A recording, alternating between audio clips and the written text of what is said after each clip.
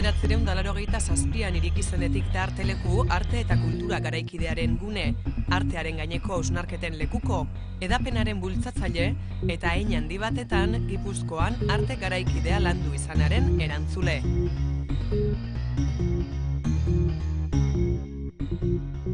Artistek euren proiektuak garatzeko tokia izateaz gain, arte eta kultura garaikidearen dokumentazioa gordetzen den toki ere bada, eta baita programak eta ekintzak garatzen diren gunea ere.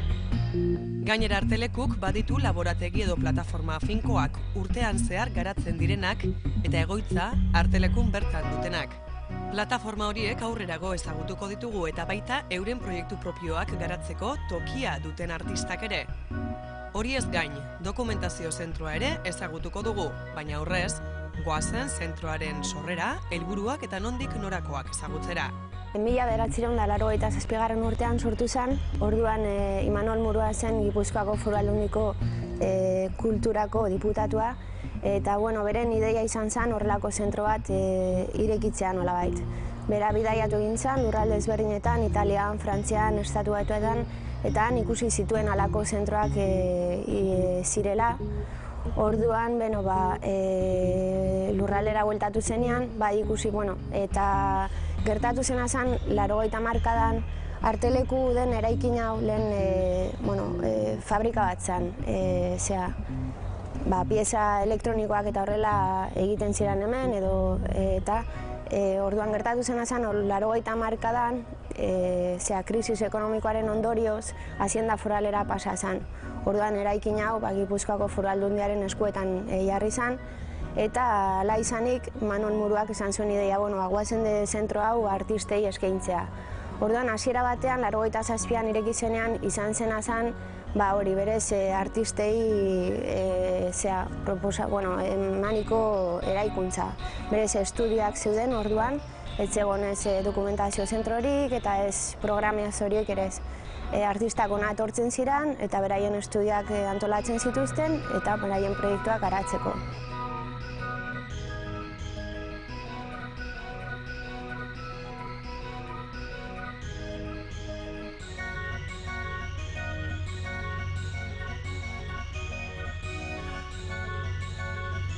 Laurogeita zortzian uste dut izan zela, kontseilu bat sartu zuten, 4 pertsonek osaturiko kontseilu bat.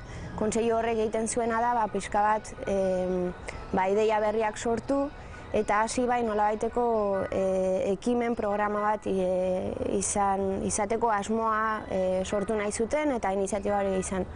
Orduan, 89an, Santi Eraso zuzendatu zuten, zuzendari bezala, izendatu zuten, barkatu. Eta orduan, hasi ziren programa bat ere izaten. Dokumentazio zentroa baita ere segituan hasi ziren garatzen. Orduan, 3 lan ildoak horiek izan ziren. Dokumentazio zentro bat izan, arte garaikidearen inguruko dokumentazioa jasoko zuena, bestaldetik estudioak jarraitzen zuten, artistentzak bere proiektua garatu ditzaten, eta bestaldetik programa bat antolatzen zen urtean zehar garatzen zena. Batetik dokumentazio gunea beraz, bestetik artistentzako tokiak edo espazioak, eta azkenik programazio edo ekimen finkoak.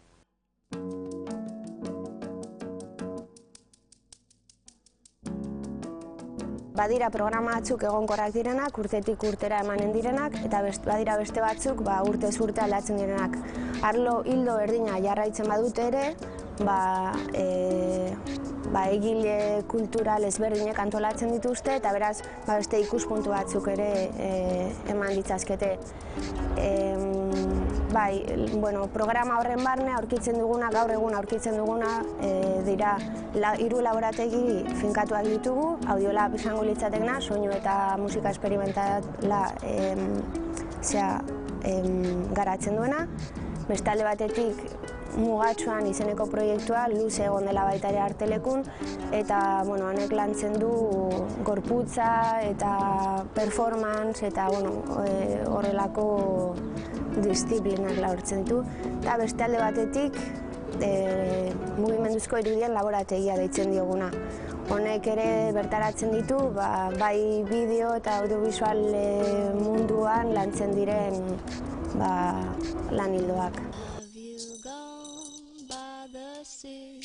Animak, mugimenduzko irudien laborategia. Ikus-entzunezkoen alorrean esperimentatu eta ekoizpenak egiteko ingurune teoriko eta praktikoa sortzea da laborategiaren xedea. Artelekun egiten dituzte jardunaldiak urtean behin eta Artelekun du laborategiak bere egoitza nagusia. Animaziozko sorkuntzarekin lotuta, ikastaro eta ekimen asko egiten dira urtean zehar. Isabel Ergera da laborategiaren burua. Animaziozko irudien laborategiak gainera sorkuntza anitz bultzatu du azken urteotan. Laborategiak antolatutako ikastaro zein jardunaldiek bultzatu dute jendea animaziozko proiektuak lantzera. Laborategi finkotik artistek proiektu propioak garatzeko ideiak sortu dituzte. Kasu honetan, Animak laborategiak bultzatuta proiektu propioak lantzen diharduten 2 kasu ezagutuko ditugu. Lena Jose del Monte da, artista eta Artelekun espazio bat izatea lortu duena. Animazioko labur metrai bat da eta aurpegi ezberdin edo pertsonai ezberdinen tarteko erlazioak sortu nahi ditut. Ilustrazioatik nator eta hortikan askotan egin dut lana pertsonai ezberdinen kreazioarekin eta orain hau animazioari edo mugimentua sartu ezkero beste pelikula moduko zerbait aterako da.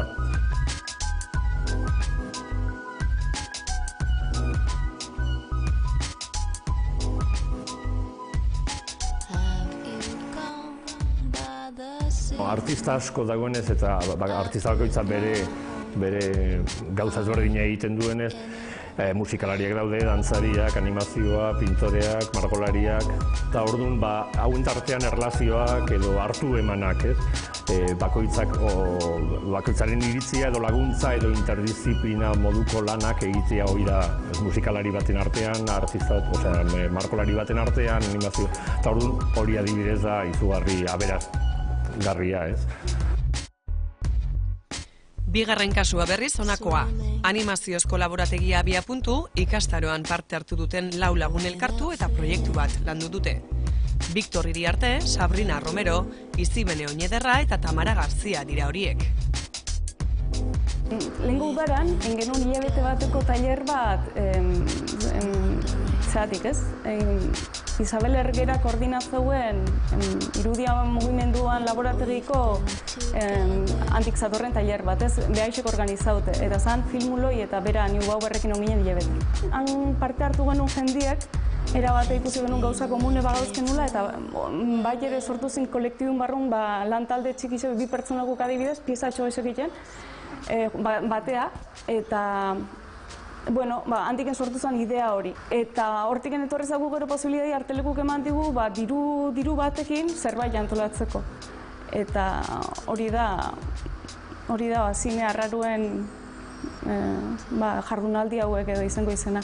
Azkenin geuk txoko bat eukita hemen lan egiteko infrastruktura aldetik, azpiegitura aldetik eskaintzeu modu bat hori gauza bat izateko. Ez hasiera baten emateuna inunea ez dikun zerbait izelegena, finka egin nolabait edo aukera bat emateu hori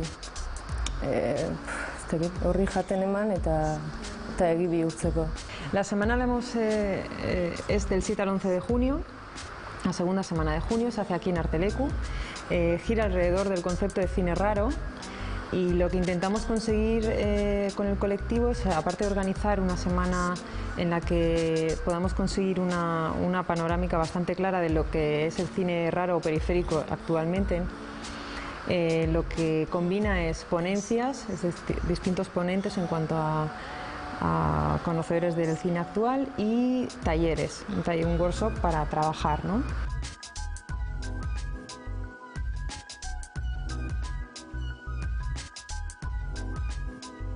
Ez gara artisten espaziotik aldenduko bertan, Ibon Mainarrekin egin dugu topo. Bere proiektua garatzeko tokia eman diote Artelekun.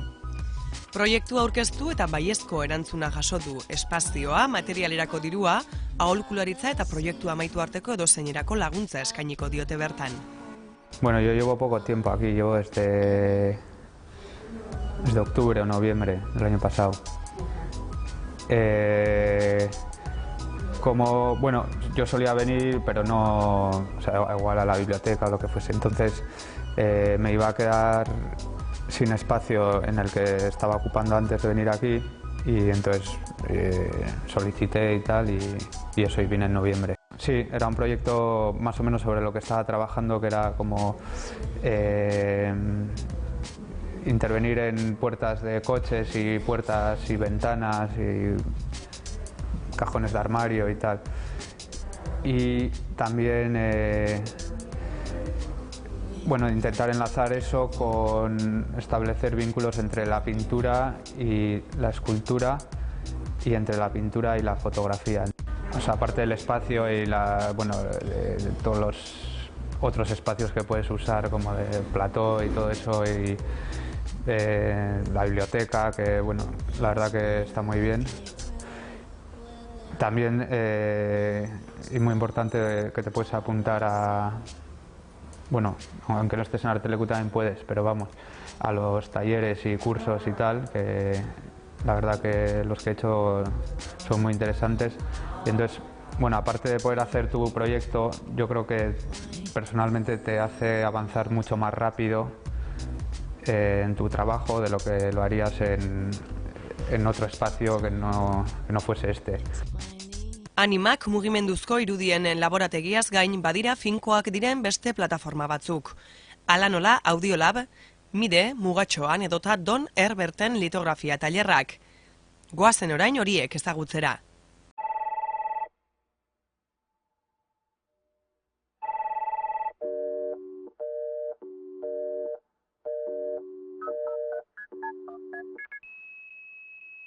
Xabier Erkiziak zuzentzen duen entzumenezko artearen plataforma da Audiolab. Bueno, Audiolab sortzen da Arteleku bezalako kontestu batean, arte garaikide eskaintzeko zentru batean, 2003an, Arteleku dauzkan arte disiplina da lor desberdinetarako zerbitzuak eta bizkot horren gehigarri bezala soinuari eskainitako soinuari eta musikari eskainitako laborategi modura edo. Geroztik 2003ko hastapenetatik egitaldi mordo bat antolatu ditugu eta horrendik antolatzen dira beti ere bizkot entzumenaren inguruan. Azken finean entzumena da hori dena biltzen duena, bai soinu guztiak, musika guztiak eta horiek ulertzeko modu guztiak. Eta orduan Audiolabko oinarrian hori egiten du. Antolatzen ditu ekitaldi desberdinak entzumenen inguruan dauden ulermen modu desberdinak eta informazio eta ikuspegi desberdin horiek nolapait lantzeko eta horretarako gonbidatzen ditugu bai atzerriko gonbidatuak, musikariak, pentsalariak, teorikoak, ezen pertsona lan bat egiten duena bizkat entzumenaren inguruan, ez? Eta azken finean, zuzendu dago bai musikariei, bai soinuen inguruan egiten duten bertzelako ikerlari edo irrati munduko jendeari edo denari, eta orokorren edo zeinari, kuriosidade hori edukitzalduen edo zeinari. Mugatxoan proiektuaren abiapuntua berriz, dantza izan zen, baina urte hauetan guztietan euren eremua beste arte disiplina batzuetara ere zabaldu dute. Hala nola antzerkira, ekintzara, arte bisualetara eta abar. Ez da euren jarduna ikuskizunak sortzera bideratzen duen proiektua, ez da horiek babestu eta indartzera ere. Kodeak dira oinarria. Mugimenduaren, lenguaiaren eta kodeen arteko azterketa. Artistaren, piezaren, prozesuaren eta produktu edo emaitzaren artean sortzen diren espazioetan lan egiten du Mugatxoanek. Blanka Kalbo eta Jon Munduate dira proiektuaren sortzaile eta bultzatzaileak. Proiektu txikia gara eta beti instituzio baten laguntza beharra dugu, eta nola generalean tailerrak aurkezten ditugun artista gazteentzat eta guztieri hori pixka bat dirua ikutzeko eta baita ere nola gure nahi bat zera da beti gauzak ondo kontestualizatzea eta gauzak ulertzea eta demorakin partekatzea eta horretarako oso garrantzitsua izan da Artelekuren denbora eta lekua eta baita ere hemendik pasa izan den jendea. Alemaniako Alois Senefelder sortzaileak 1786an asmatutako estampazio teknika da litografia. Senefelder bere lanen kopiak egiteko modua bilatzen ari zen, eta litografiarekin horiek egiteko modu erraz eta merkea aurkitu zuen. Don Herbert maisu estatubatuarrak Urte asko daramatza Artelekun litografia irakasten, eta mundu mailan litografiaren teknika ongien ezagutzen dutenetako bat da bera. No es una cosa que aprendes en un mes ni en un año. Es muy lento. Y yo cuando llegué aquí en España en 74, yo fui el mejor litógrafo. ¿Sabe por qué? Porque fue el único. No había nadie más. Yo era un chico que está conmigo 8 o 10 años, tiene mi estudio en Madrid. Es bastante bueno, pero más de 2 o 3 no hay. Gutxi dira egun litografia erabiltzen dutenak, sortu zenean inpresioen aliketa kopia gehien egiteko erabiltzen bazen, egun teknika artistiko moduan ezagutzen dugu.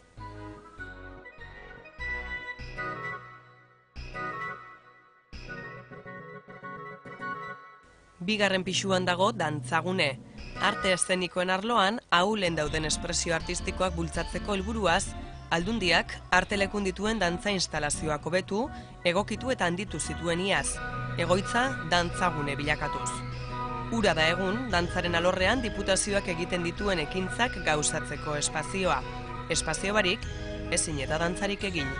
Dantzagune espazio bezala lehenik da hemen Artelekun dira hiru estudio, hiru dantza estudio. Beraz, importantea da zen eta ez da Gipuzkoan bederen eta uste dut erkidegoan ere ez, Euskal Erkidegoan ere ez, eta Iparraldean ere ez, eta Nafarroan ere ez, beraz Euskal Herri osoan ez da olako erakunde publikorik emaiten duen leku bat dantzarentzat, leku publiko hain zabala dantzarentzat, eskola edo akademiak aparte, eran nahi dut eskola publikoik aparte.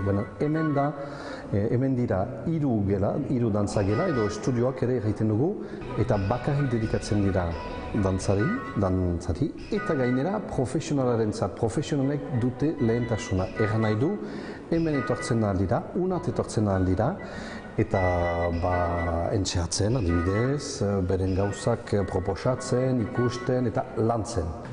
Gipuzkoako Foru Aldundiak erabaki du sortzea hori.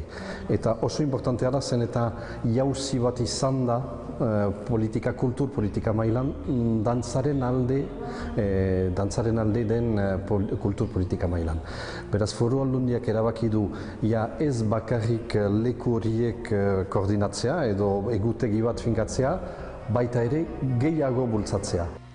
Dantzagune erabilgarri dago proiektu bat garatu gura duten dantzari gazteentzat ere.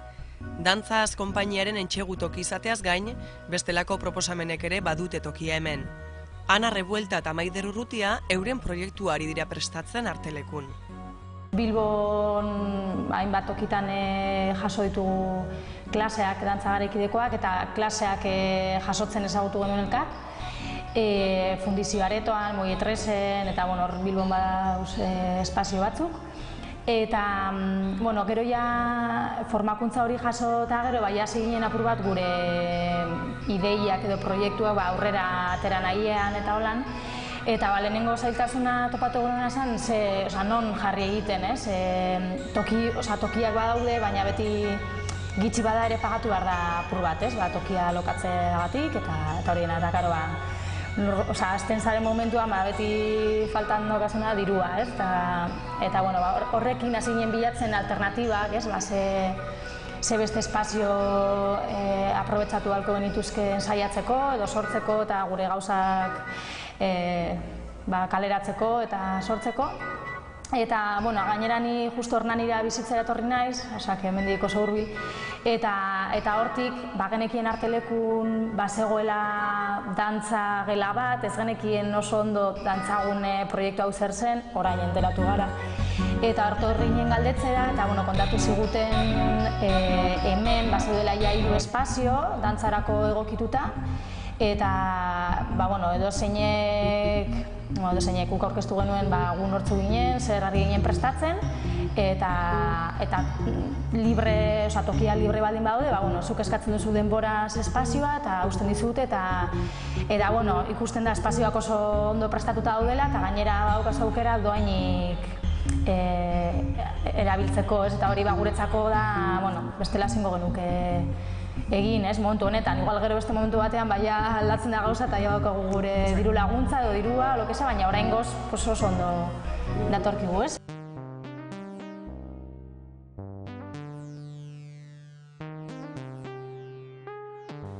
Badira Artelekun bertan jasotzen diren gertakariak gizarteratzeko moduak ere. Hor dago webgunea esaterako, eta hor Arteleku telebista edota Zehar aldizkaria. Maider Zilbeti da Zehar aldizkariko zuzendaria. Gaur egun aldizkaria da, baino zentrua inauguratu zenetik edo bazegon Zehar boletina deitzen zana.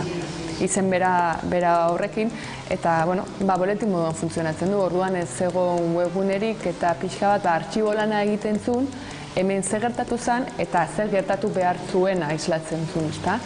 Hori urtetan gertatu zen, eta gero 1985 urtean Miren Erasok hartu zunean Zehar boletin hori bilakatu zuen Zehar aldizkari batean. Eta horretan etzan bakarrik islatzen gertatutakoa, gertatu hartzuenak, baizik eta hausnarketarako beste pauso bat hasi zan ematen, kolaboratzaileen aldetik eta lantzen ziren gaiak. Hala ere beti izan behar da, Zehar aldizkaria oso lotuta egon, Artelekuko aldizkaria dela, eta beti oso lotuta egon dela zentruan gertatzen den programazioakin.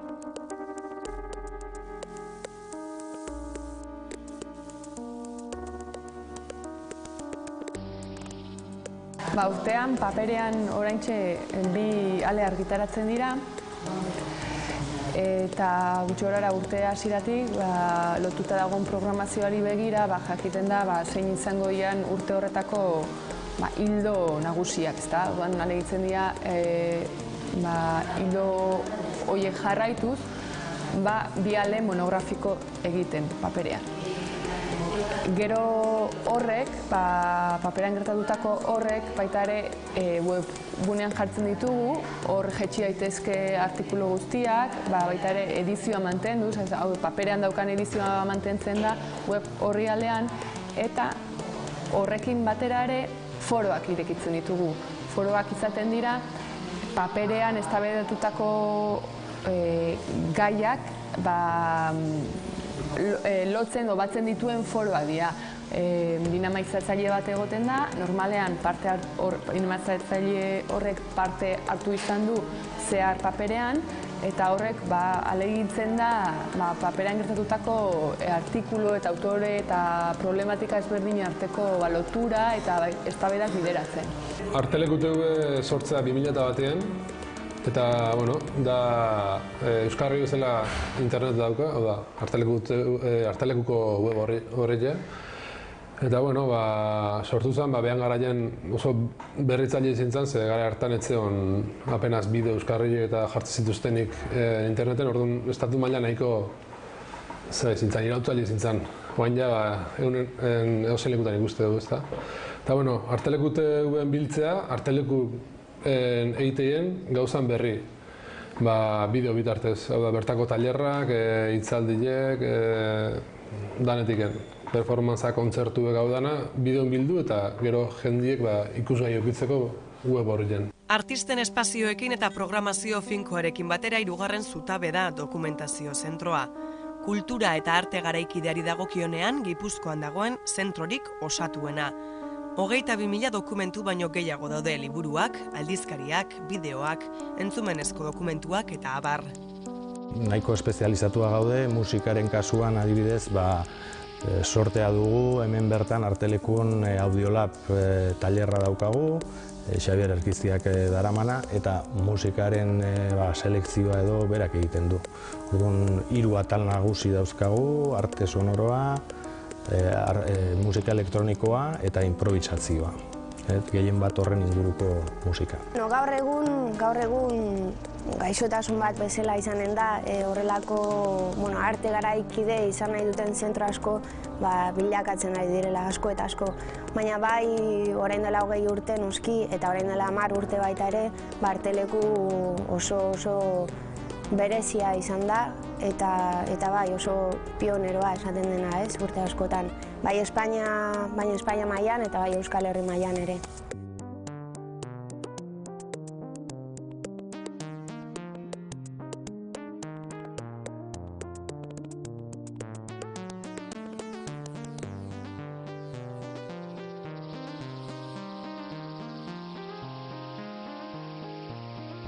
beti ongi etorriak izango dira. Bai fisikoki etortzen badira ere, gure eraikuntzara ongi etorriak izango dira beti, edo zein, lehendabiziko ideiaren bat izan nahi baldin badute, webgunea dute baita ere, pixka bat isladatzen duena oso neurri simple batean jo dezagun, zen askoz aberatsagoa eta proiektua berez, baina webgunean bai isladatzen dela pixka bat Arteleku izan denena, edo beti ere telefonoz edo e-mailez kontaktatzerik dute eta beti emango zaie erantzuna.